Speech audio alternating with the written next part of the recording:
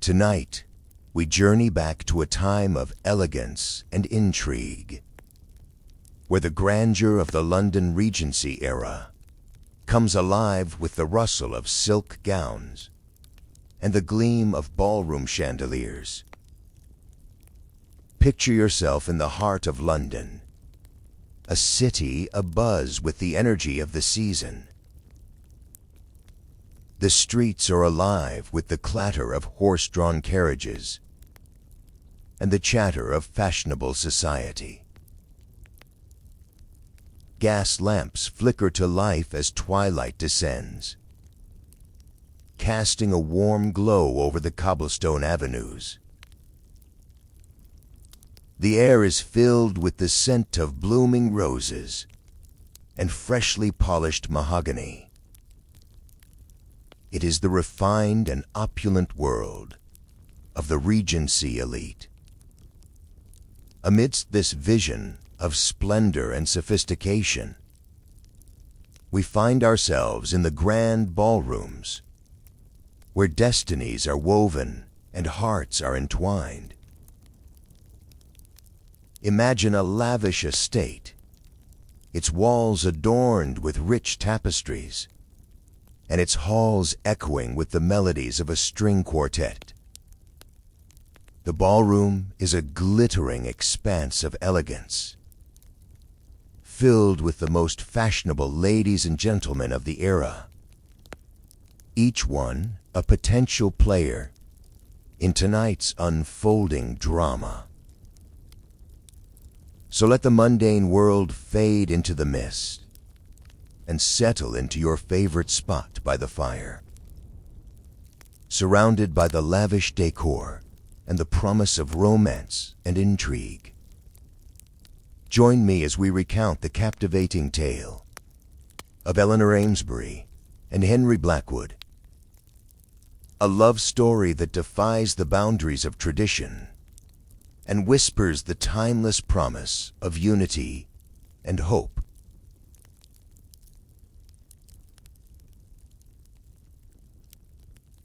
Let's embark on this luxurious journey together, away from the clamor of daily life, into a world of grace and timeless romance.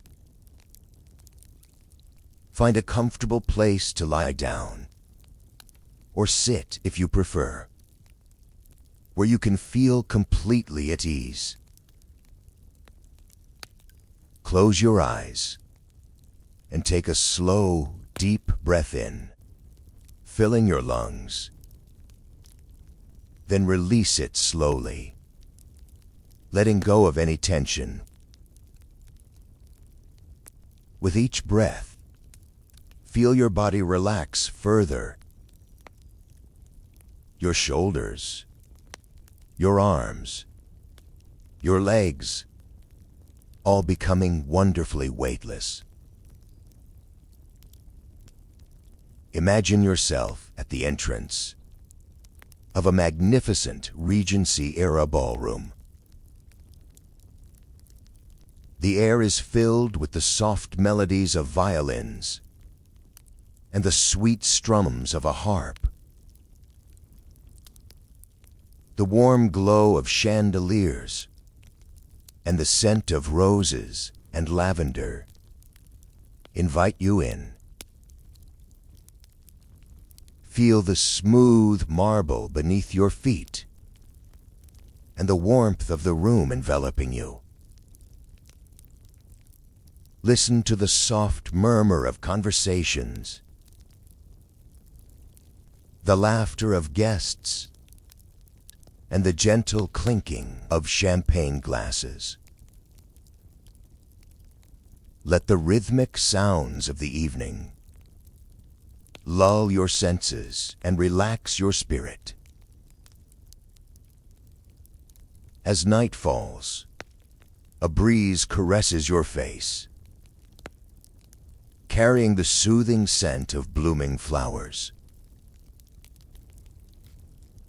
Look up and see the vast painted ceiling, adorned with scenes of myth and legend.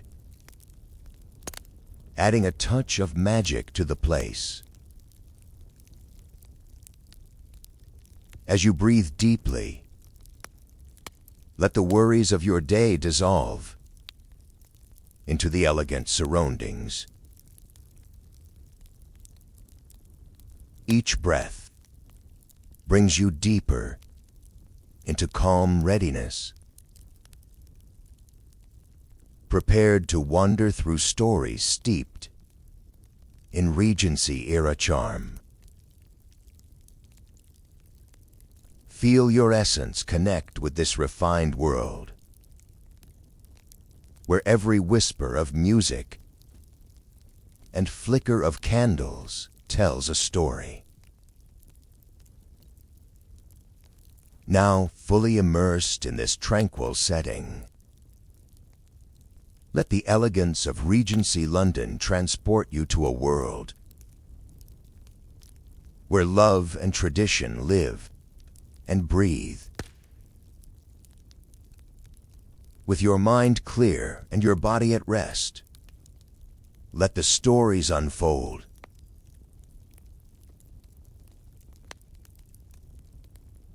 The London season, a time of grand balls, elegant soirees, and intricate social dances, was the highlight of the Regency era. This period, spanning spring and summer, was marked by a whirlwind of social activities, where debutantes were presented to society, and fortunes, as well as hearts, were won and lost. The city itself seemed to bloom anew each year, abuzz with the excitement and anticipation of its inhabitants. Against this backdrop, Eleanor Amesbury and Henry Blackwood's story unfolds, capturing the essence of the era's charm, wit, and occasional folly. Eleanor Amesbury sat by the drawing-room window of her family's grand townhouse, her gaze fixed on the bustling street below. The London season was in full swing, and the city was alive with the promise of new beginnings and old traditions. Carriages clattered along cobblestone streets, their wheels echoing the rhythm of society's heartbeat. Pedestrians strolled arm in arm, their laughter and conversations blending into a symphony of social gaiety. Shopkeepers called out their wares, and flower sellers added bursts of color to the scene, their blooms a fragrant reminder of spring. The drawing room, bathed in the soft light of the afternoon sun, was a blend of elegance and opulence. Delicate floral arrangements adorned the polished mahogany tables, and the scent of fresh roses mingled with the faint hint of lavender from the potpourri. The wallpaper, a rich tapestry of vines and blossoms, lent the room an air of timeless beauty.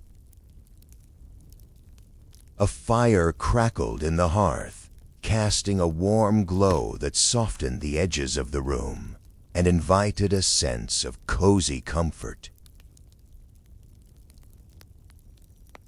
Eleanor, however, found little solace in such surroundings. Her thoughts were far from the social whirl of the season.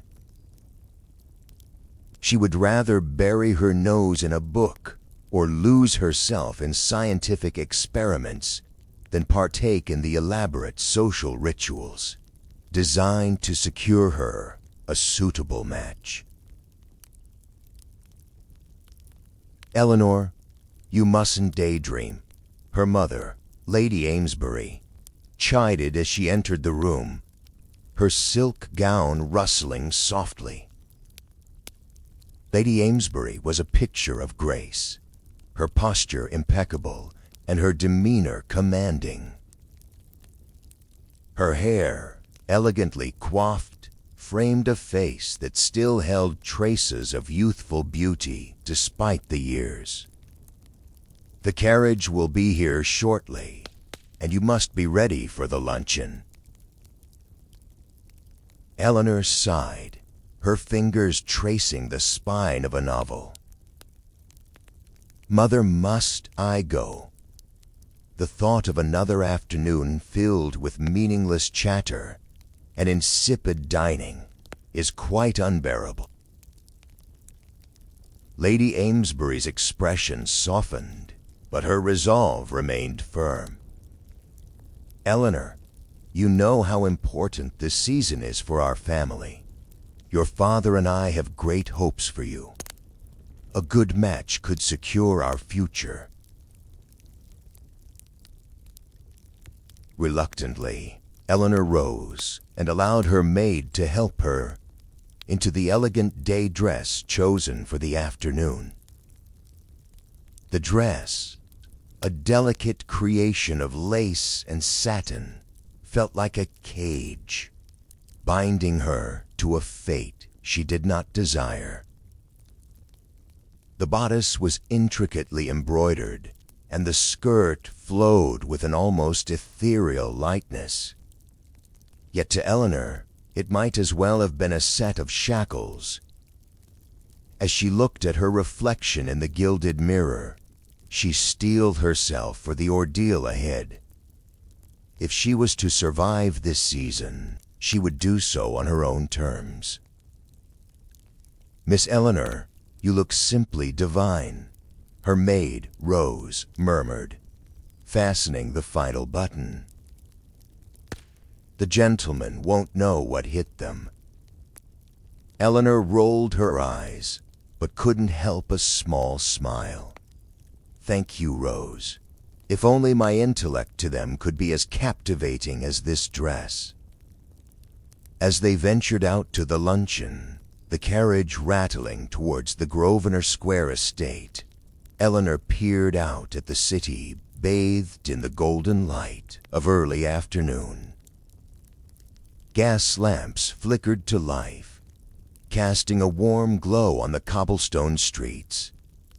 The chatter of the destrings, the occasional clink of a gentleman's cane, and the distant strains of a violin filled the air. The city, with its elegant facades and vibrant life, seemed to pulse with energy and promise. Inside the carriage, Lady Amesbury and Eleanor's younger sister, Charlotte, discussed the latest gossip with animated excitement.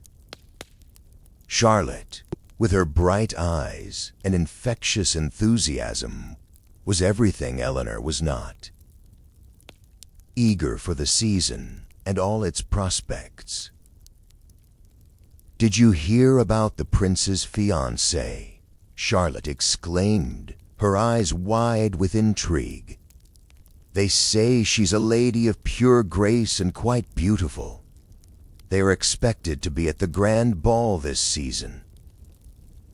"Indeed," Lady Amesbury nodded approvingly.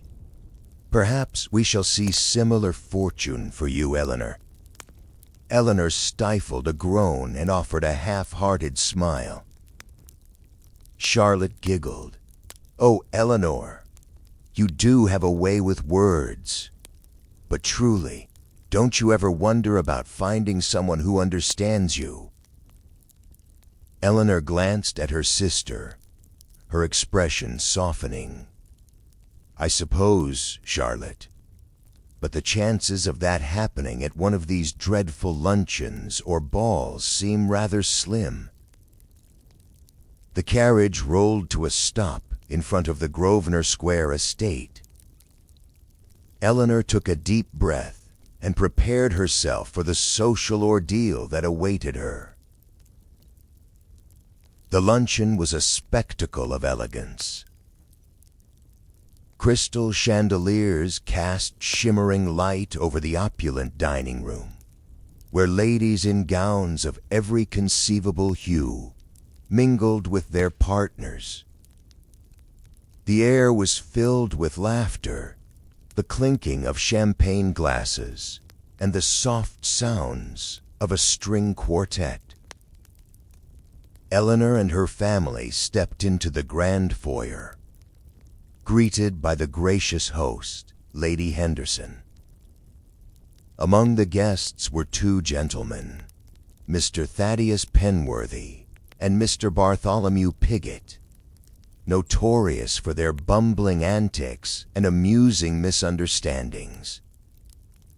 Thaddeus, with his perpetually disheveled hair and mismatched waistcoat, was the epitome of absent-mindedness, while Bartholomew, with his round spectacles and ink-stained fingers, seemed forever lost in thought.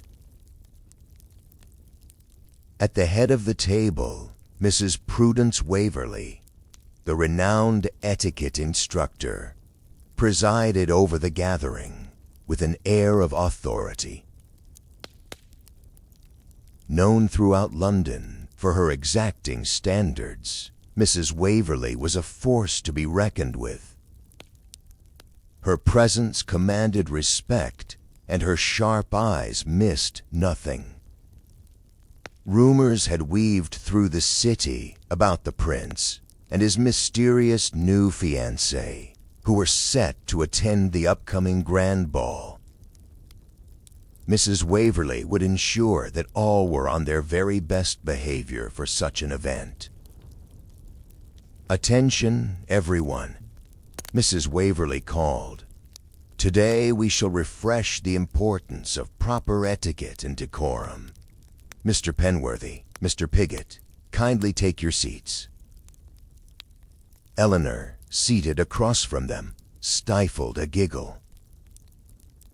Her amusement was short-lived, however, as her gaze fell upon Henry Blackwood, her family's rival. Henry, with his brooding eyes and confident demeanor, was a constant thorn in her side. Their families had been rivals for generations, ever since a dispute over a prime piece of real estate in the heart of London. The Amesburys had accused the Blackwoods of underhanded tactics to acquire the land, while the Blackwoods had claimed it was a fair transaction. The feud had only intensified over the years, with each family taking every opportunity to outdo the other in social and business endeavors.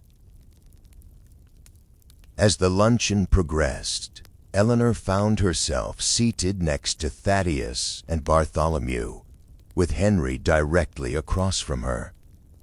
Their conversation turned to the latest developments in the season. "Miss Amesbury, do you enjoy these social gatherings?" Thaddeus asked.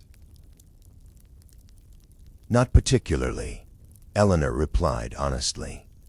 "I find them rather tiresome." "I find that hard to believe," Henry interjected with a smirk. "Surely, Miss Amesbury, you must enjoy the attention." Eleanor raised an eyebrow. "And why would you assume that, Mr. Blackwood? Do you enjoy the attention you receive?" Henry chuckled. "Touché. Perhaps we are more alike than we care to admit," he said.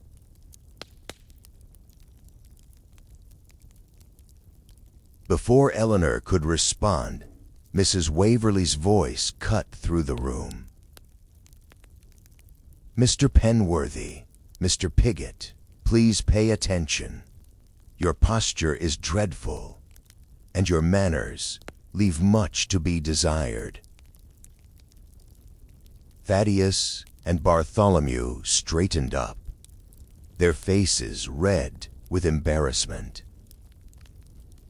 Eleanor couldn't help but smile at their awkward attempts to comply with Mrs. Waverley's instructions. "Miss Amesbury, I expect better from you as well," Mrs. Waverley continued. "You are a role model for the other young ladies." "Of course, Mrs. Waverley," Eleanor replied, trying to suppress her amusement. "And Mr. Blackwood," Mrs. Waverley added, turning her sharp gaze on Henry. "Your conversational skills could use some refinement. Less sarcasm, more substance." Henry's eyes twinkled with mischief as he looked at Eleanor knowingly. The luncheon continued, filled with laughter, conversations, and the occasional reprimand from Mrs. Waverley. Eleanor's initial reluctance began to fade as she found herself entertained by the antics of Mr. Penworthy and Mr. Pigott, as well as the unexpected camaraderie with Henry Blackwood. Just then, the doors to the dining room opened, and a striking woman entered, drawing the attention of everyone present. She had an air of elegance and sophistication, and her presence was a force of enchantment. Her dark hair was swept up in an elaborate coiffure, and her gown was a masterpiece of fashion. "Who is that?" Eleanor whispered to her sister Charlotte. Her curiosity piqued. "That is Lady Carrington," Charlotte replied in a hushed tone. "She has just returned to London after several years abroad. There are many rumors about why she is back, but no one knows for certain." Thaddeus and Bartholomew were immediately enamored. Their gazes fixed on Lady Carrington, as if she were a goddess descended from Olympus. "Isn't she magnificent?" Thaddeus breathed, his voice awestruck. "Indeed," Bartholomew agreed, adjusting his spectacles. "She is a paragon of grace and beauty." Eleanor exchanged amused glances with Henry, who raised an eyebrow. "It seems our friends have found a new muse," he remarked dryly. "I wonder how long it will take before they embarrass themselves in front of her," Eleanor replied, smiling. Their banter was interrupted by Mrs. Waverley's sharp clap. "Enough chit-chat, everyone. Back to your places. We have much to cover, and I expect perfection for this season's ball."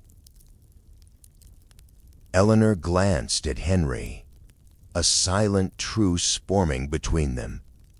As the luncheon drew to a close, Eleanor couldn't help but feel a sense of anticipation. The season, it seemed, held more promise than she had initially thought.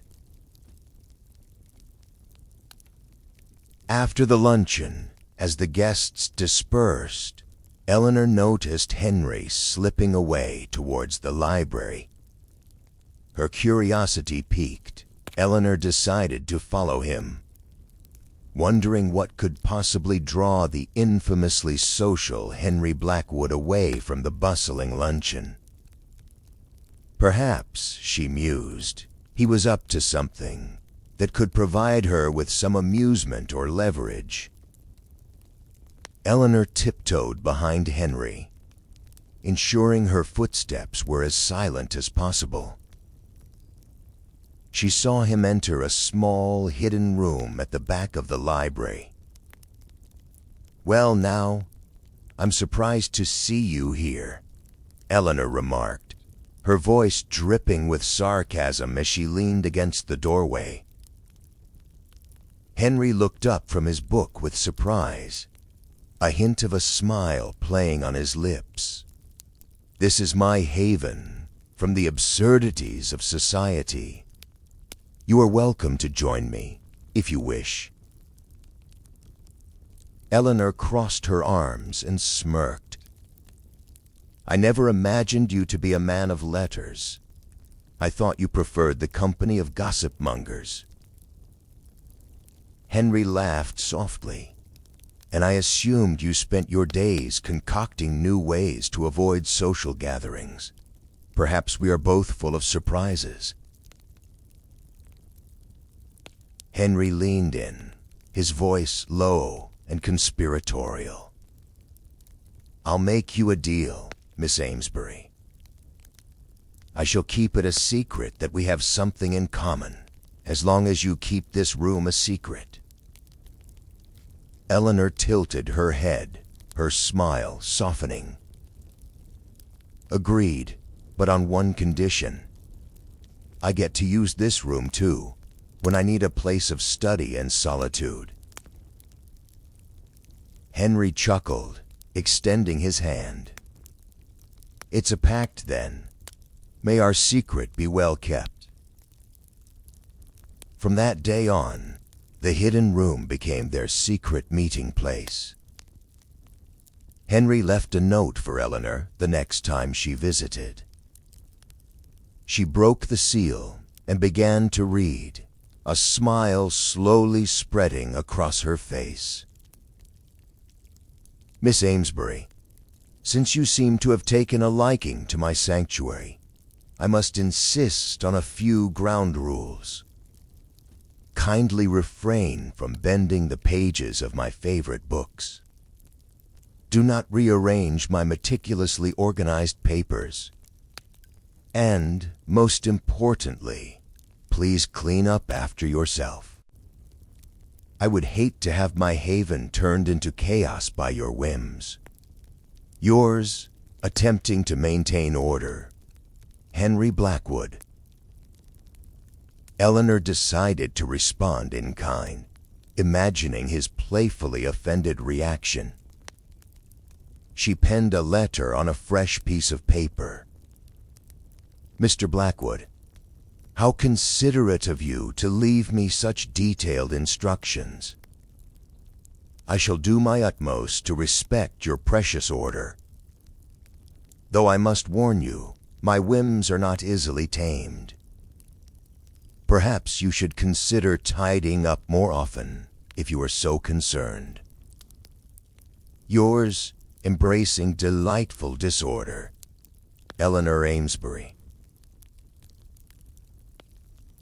Their initial exchanges were filled with playful annoyance and competitive banter.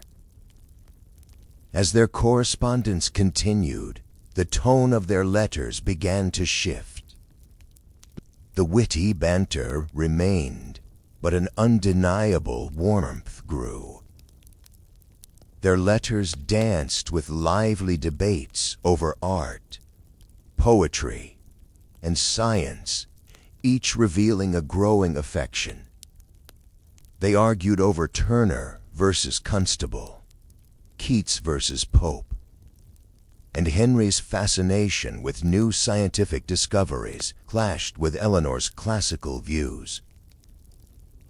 The hidden library room, with its cozy ambience and shared secrets, became a sanctuary for their meetings, forging a cherished connection. The second luncheon at the Grosvenor Square estate was abuzz with excitement and speculation. Mr. Thaddeus Penworthy and Mr. Bartholomew Pigott had developed an infatuation with Lady Carrington. Eleanor once more found herself seated next to Thaddeus and Bartholomew, with Henry nearby. They were deep in conversation, their voices low but urgent. Eleanor couldn't help but eavesdrop. "Lady Carrington shall be mine, Pigott," Thaddeus declared, his eyes gleaming with determination. "I have composed a sonnet in her honor." Bartholomew snorted. A sonnet? Really, Penworthy? I am learning to play the pianoforte just for her. Music is the key to a lady's heart. Eleanor exchanged an amused glance with Henry, who rolled his eyes. This should be interesting, he muttered. Moments later, Lady Carrington herself approached the table with a warm, dazzling smile.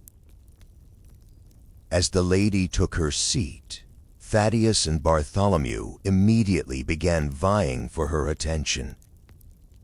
Thaddeus leaned in, his expression earnest. Lady Carrington, I must say, your presence here today has brightened the entire room. I have written a sonnet in your honor. May I recite it for you? How lovely, Mr. Penworthy, Lady Carrington replied graciously, though her polite smile and slightly furrowed brow clearly conveyed a gentle refusal. I appreciate your kind offer, but perhaps another time would be more appropriate.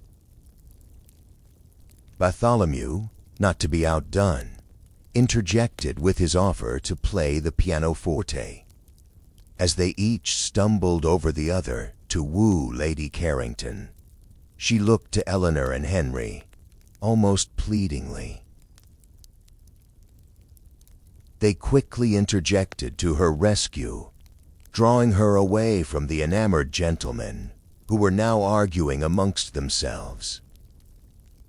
Lady Carrington proved to be a delightful conversationist, engaging everyone at the table with her wit and charm, before moving on to the other attendees. But as the luncheon continued, Thaddeus and Bartholomew's admiration for Lady Carrington only intensified, each more determined than ever to win her favor. The luncheon proceeded as a glittering affair, with crowds of elegantly dressed guests and lively conversation. The ballroom was adorned with garlands of fresh flowers, their sweet fragrance mingling with the aroma of fine wine and delicate pastries. Eleanor noticed several suitors eyeing her from across the room as they began to line up for the next dance. Determined to sabotage her prospects, Eleanor decided to make a spectacle of herself. As the orchestra played a lively waltz, she exaggerated her movements, spinning wildly and laughing too loudly. Her antics drew the attention of many, including Henry. He observed Eleanor with a mixture of amusement and curiosity.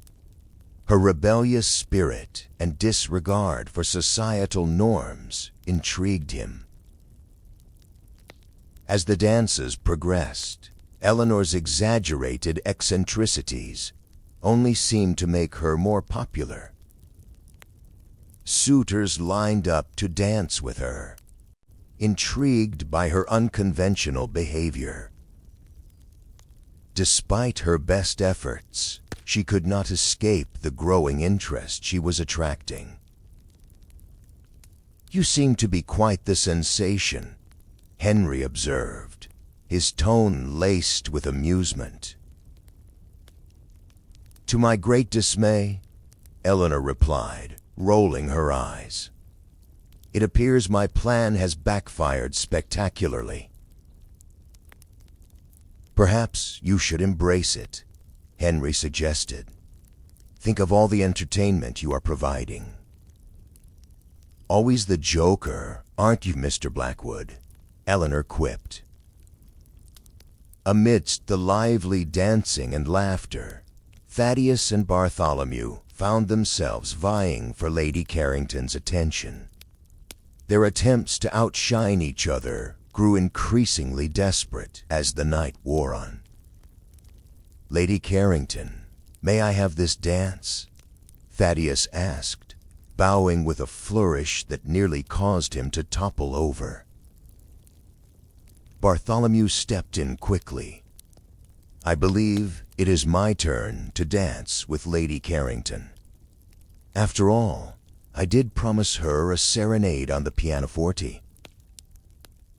Lady Carrington, ever gracious, smiled and tried to diffuse the tension. Eleanor, watching from a distance, leaned over to Henry. "I give them 10 minutes before one of them does something foolish." Henry smirked. "You are being generous. I say 5. Their prediction proved accurate. As the night progressed and the champagne flowed, Thaddeus and Bartholomew's rivalry boiled over. Fueled by alcohol and wounded pride, they began to argue heatedly. "Your serenade will be nothing but noise pollution, Penworthy," Bartholomew exclaimed. "And she deserves more than your insipid roses, Pigott," Thaddeus retorted. Lady Carrington stepped between them. "This is absurd. I will not have you two ruining this evening with your foolishness." Thaddeus and Bartholomew, undeterred,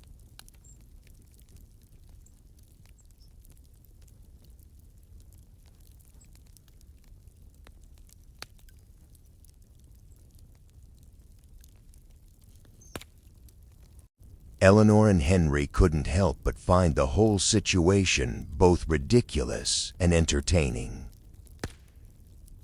The morning of the duel arrived, and Mr. Penworthy and Mr. Pigott found themselves at a secluded spot on the outskirts of London. Both men were accompanied by their seconds, who were equally inept at such matters. The mist hung low over the dewy grass, creating an almost ethereal atmosphere.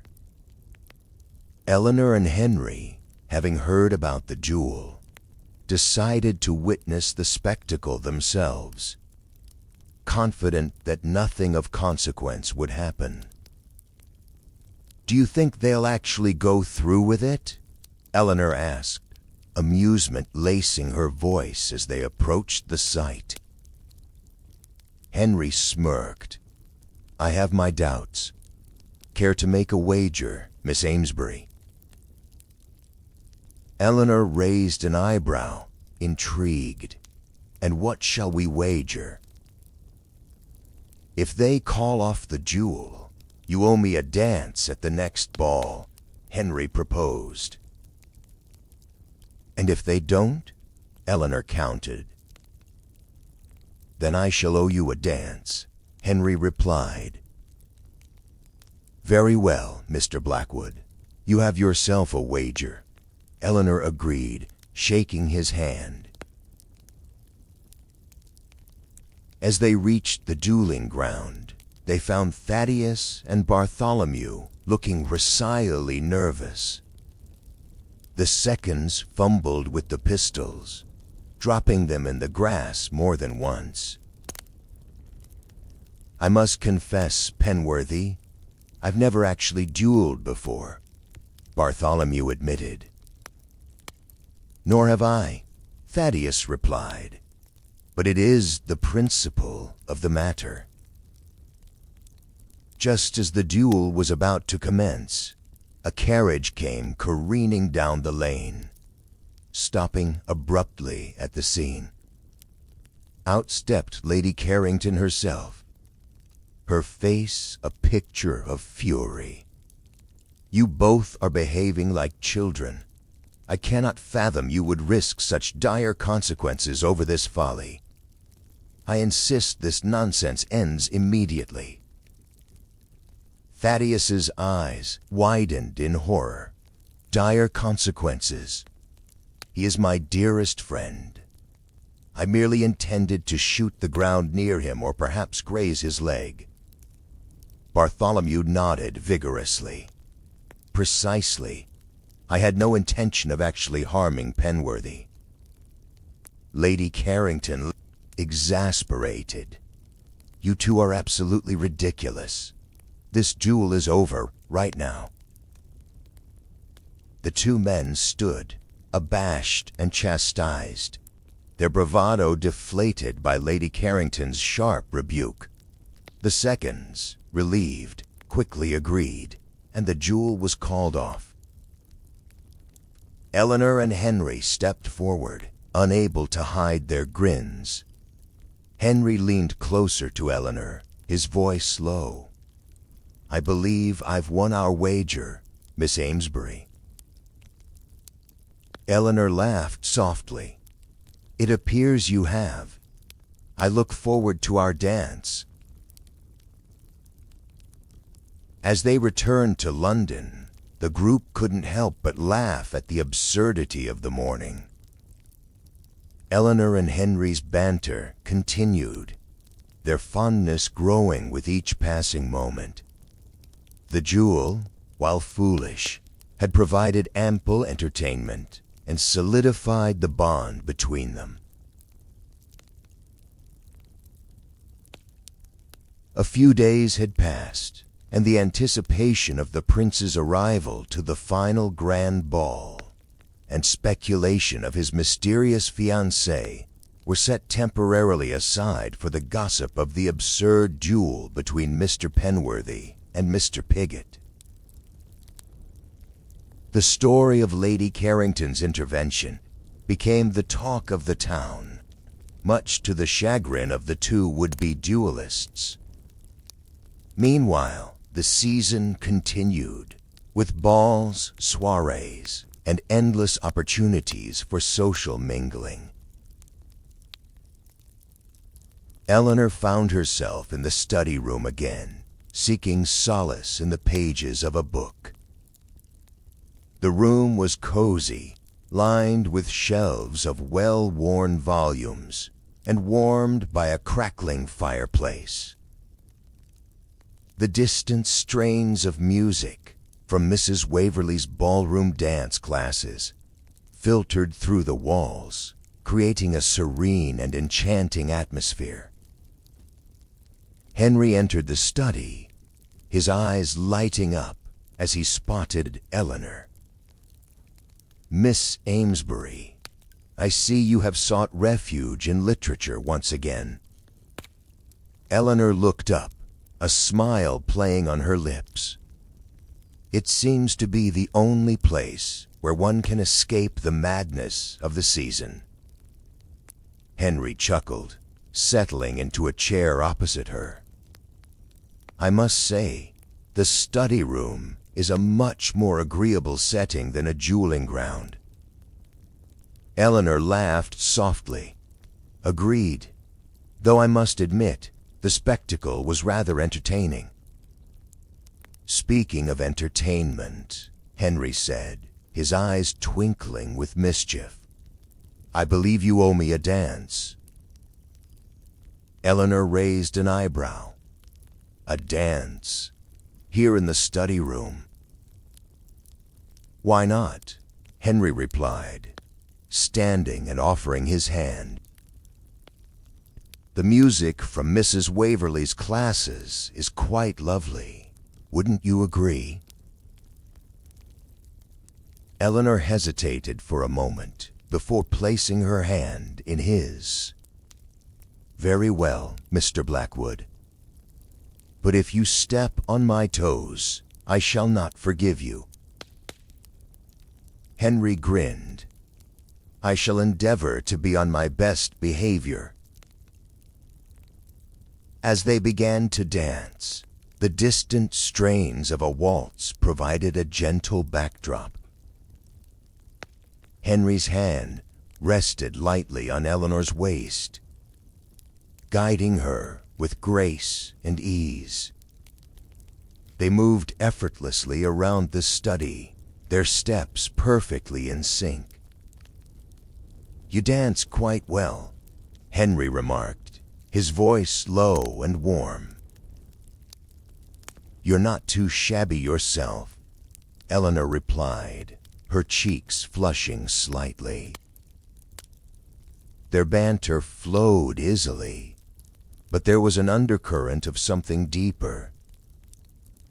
The cozy atmosphere of the study, combined with the intimate setting, created a sense of closeness that neither could deny.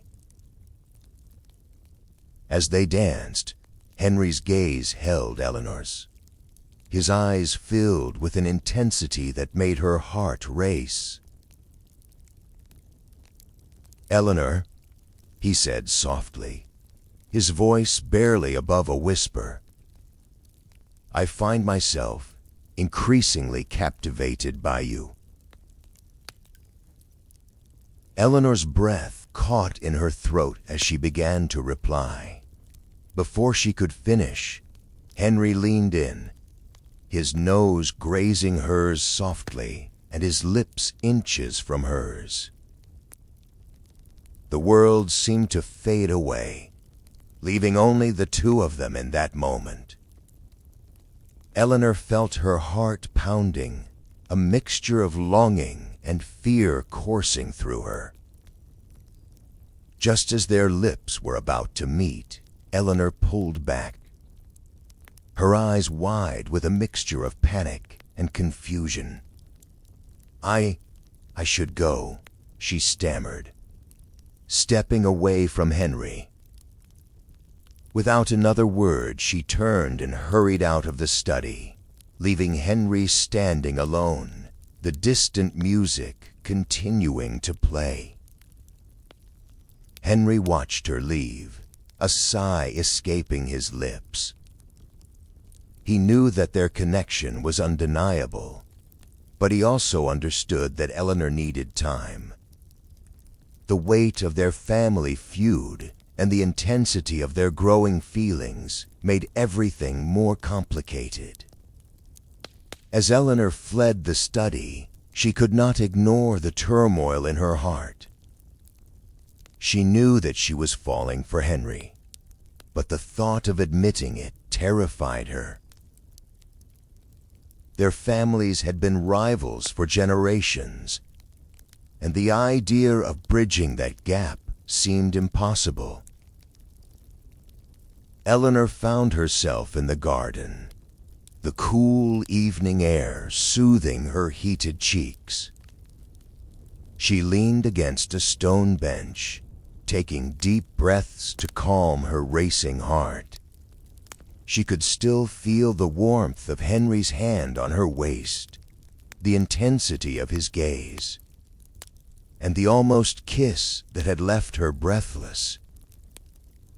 The garden, with its fragrant blooms and softly rustling leaves, provided a sense of solace.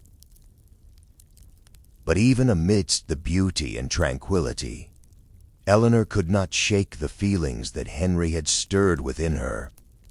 She knew that she would have to confront her emotions sooner or later, but for now, she needed time to process everything. As the night wore on, Eleanor and Henry both found themselves lost in thought, each grappling with the complexities of their growing affection and the long-standing family feud that loomed over them. The season continued, full of promise and uncertainty, leaving them to navigate the delicate balance between love and duty. A few days later, as Eleanor sat in her family's drawing room, a letter arrived, delivered by a young footman. Recognizing Henry's handwriting on the envelope, her heart skipped a beat.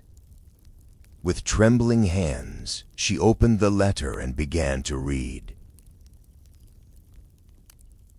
Dearest Eleanor, these past days have been both a torment and a revelation.